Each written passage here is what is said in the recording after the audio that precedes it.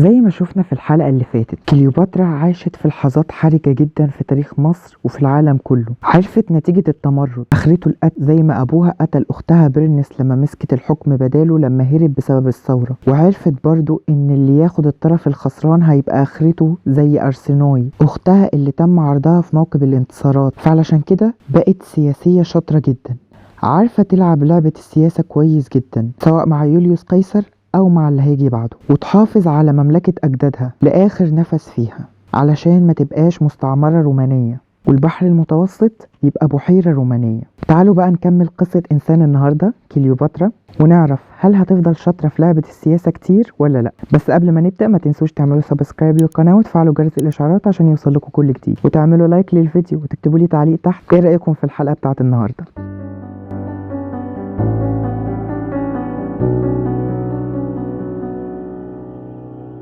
زي ما شفنا في الحلقة اللي فاتت، بعد اغتيال يوليوس قيصر وهروب كليوباترا من روما علشان تنقذ حياتها، حصلت حرب أهلية تانية في روما ما بين فريقين، فريق بروتاس وكاسيوس اللي قتلوا يوليوس قيصر، والفريق التاني في مارك أنتوني أهم قائد عند يوليوس قيصر، وأكتافيوس اللي هو وريث يوليوس قيصر. بس محتاجين نقف عند أوكتافيان دقيقة واحدة. أوكتافيان في الأصل هو مش ابن يوليوس قيصر، هو قريبه، بس يوليوس قيصر خده وتبناه علشان يوليوس قيصر مخلفش من مراته الرومانية، فعلشان كده تبنى أوكتافيان.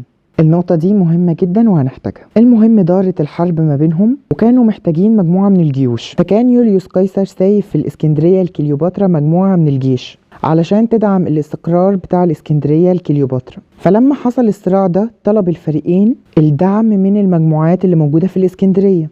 كليوباترا قعدت فترة في الدراسة هتدي الفريق بتاع كاسيوس ولا الفريق بتاع مارك أنتوني، وبعد دراسة شافت ان الكفة هترجح لمارك أنتوني أوكتافيان، فدت المجموعات دي لمارك أنتوني أوكتافيان، وحصلت معركة فيليبي وانتصروا. بعد الانتصار الدولة الرومانية اتقسمت ما بين جزء شرقي وجزء غربي، الجزء الشرقي اللي بيحكمه مارك أنتوني والجزء الغربي اللي بيحكمه أوكتافيان. بس خلوا بالكم من نقطة معينة، ان الجزء الغربي فيه العاصمة روما ودي مركز الأحداث السياسية. خلوا بالكم برضو من النقطة دي هنحتاجها بعد كده. حتى الآن مصر مش جزء من روما، بس هي حليف ليها، وكمان روما مش ناسية تأثيرها اللي حصل أيام بطليموس ال 12 في الإسكندرية، ولا عمرها هتنسى الفضل بتاعها. وبعد كده طلب مارك أنتوني من كليوباترا ان هي تيجي على اسيا عند منطقة تروسوس، وفعلا تروح كليوباترا، وكعادتها طبعا ان هي تكون جذابة ومبهرة. راحت في سفينة كانت الأشرعة بتاعتها بنفسجية، واللون ده كان مخصص للملوك بس علشان كان غالي جدا، وكانت المجاديف من الذهب والفضة، وهي بتلبس ملابس افروديت ربة الجمال عند الإغريق، وطبعا انبهر بيها مارك أنتوني. على الجانب التاني بقى في روما كان أنطونيوس متجوز من واحدة اسمها فلوفيا في روما، وكانت شخصيتها قوية، وهي كانت بتحاول بقدر إمكانها إن هي تدعم مكان جوزها في روما وكمان في مجلس الشيوخ، لأن مارك أنتوني مش موجود في روما، هو بيحكم الجزء الشرقي، وأوكتافيان هو اللي ماسك الجزء الغربي اللي فيه روما، وبالتالي هيكون ليه تأثير أكبر في مجلس الشيوخ وعلى روما أكتر. وفي سنة 40 قبل الميلاد خلفت كليوباترا من مارك أنتوني توأم، كليوباترا سلين وألكسندر هيليوس. ويسافر مارك أنتوني بره مصر ويعرف إن فلوفيا مراته ماتت، وهنا يخسر أهم داعم ليه في روما، أو بالمعنى الأصح رمانة الميزان اللي كانت بتحاول تعمل تكافؤ ما بين قوة أوكتافيان وقوة أنطونيوس. وفعلا حصل اهتزاز في تأثير أنطونيوس، فعقد اتفاقية مع أوكتافيان من ضمن شروطها إن هو يتجوز أخت أوكتافيان اللي هي أوكتافيا، بس هو هيتجوزها وهيسيبها في روما وهيرجع تاني على الإسكندرية وياخد جيش من كليوباترا، يعني جيش مصري، ويروح علشان يحارب مملكة موجودة في آسيا الصغرى، بس هينهزم وهيرجع تاني لمصر. ومن هنا هتبدأ وتيرة الأحداث إن هي تتسارع. هيعمل حفلة في صالة الألعاب في الإسكندرية وهيجمع فيها كل الشخصيات البارزة، وده حصل 34 قبل الميلاد. ويعلن مارك أنتوني إن قيصرون هو وريث يوليوس قيصر الشرعي. فاكرين حكاية أوكتافيان؟ أوكتافيان زي ما عرفنا إن هو ابن متبنى، مش ابن بيولوجي ليوليوس قيصر، لكن قيصرون هو ابن بيولوجي ليوليوس قيصر بس لم يعترف بيه. طب ليه لم يعترف بيه؟ علشان هو كان ابن كليوباترا، واحدة غير رومانية، وفي الوقت ده يوليوس قيصر كان متجوز واحدة رومانية، فبالتالي ما ينفعش ان هو يخلف من واحدة غير رومانية او ان هو يعترف بابنه منها. والإعلان ده كان أكبر تهديد لأوكتافيان.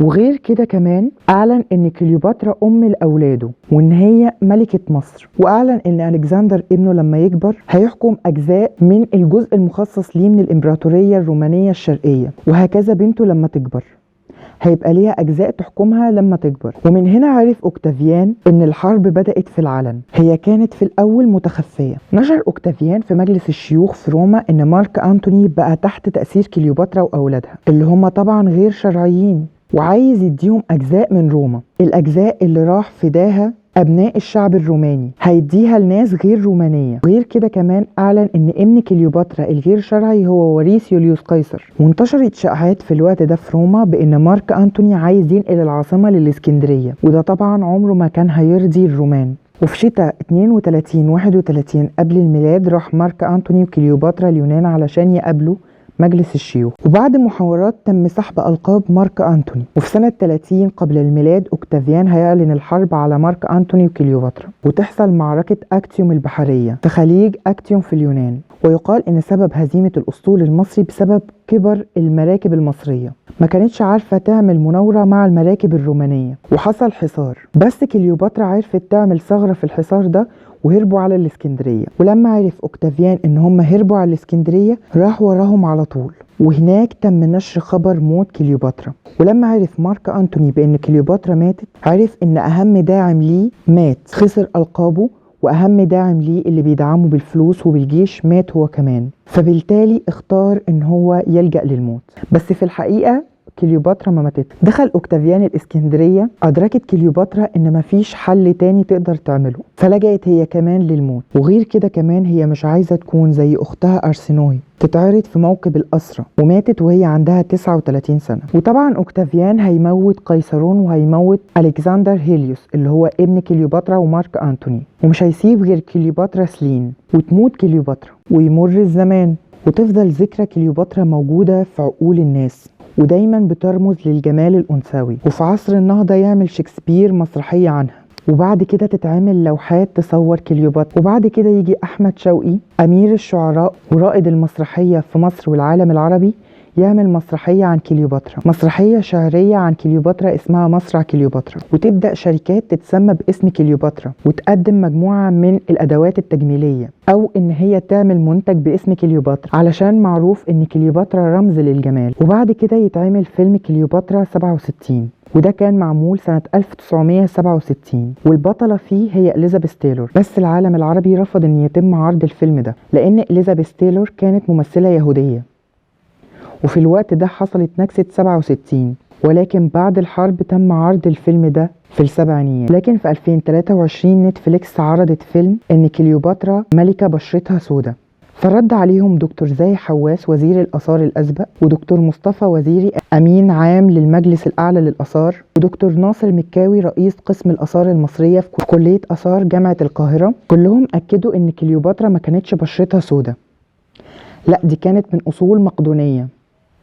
جدها بطليموس اللي هو كان قائد في جيش الإسكندر الأكبر وكان من أصل مقدوني. وغير كده المؤرخين اللي كتبوا عنها أو اللي شاهدوا عصرها كانوا كاتبين إن بشرتها بيضة وشكلها يوناني عادي. بس اللي هيأكد الكلام ده بشكل قاطع وغير قابل للجدال هي الموميا بتاعتها. الموميا بتاعتها حتى الآن مش لاقيينها، لكن قناة ناشونال جيوغرافيك أبو ظبي عملت فيلم في 2022 بتقول في الفيلم الوثائقي ده إن في معبد قريب من مدينة الإسكندرية القديمة لقوا فيه عملات معدنية وتماثيل إيزيس، ولقوا تحت الأرض أنفاق، فبيقولوا إن ممكن تكون كليوباترا مدفونة فيه أو لجأت للموت في السراديب دي. ومازال البحث جاري عن كليوباترا حتى الآن وعن الجثمان بتاعها، ولو تم اكتشاف الموميا بتاعتها هيكون حدث كبير جدا زي حدث اكتشاف مقبرة توت عنخ آمون. زي ما شفنا في الحلقة دي كليوباترا عرفت ان هي تنتصر على اللي هزموه، لان طبعا المنتصر هو اللي بيكتب التاريخ. عرفت تخلي سيرتها باقية لكل الناس وتبقى معروفة كأشهر ملكة في العالم، واسمها برضو يدل على الجمال والحضور، وتبقى أسطورة في الجمال الأنثوي. كليوباترا عرفت تخلد اسمها في التاريخ وتخلي كل الناس برضو ان تتمنى ان تكون كليوباترا جزء من تاريخهم. وبس كده تخلص الحلقة. يا ريت ما تنسوش تعملوا سبسكرايب للقناة وتفعلوا جرس الاشعارات عشان يوصلكوا كل جديد، وتعملوا لايك للفيديو وتكتبوا لي تعليق تحت عن رأيكم في الحلقة. مع السلامة.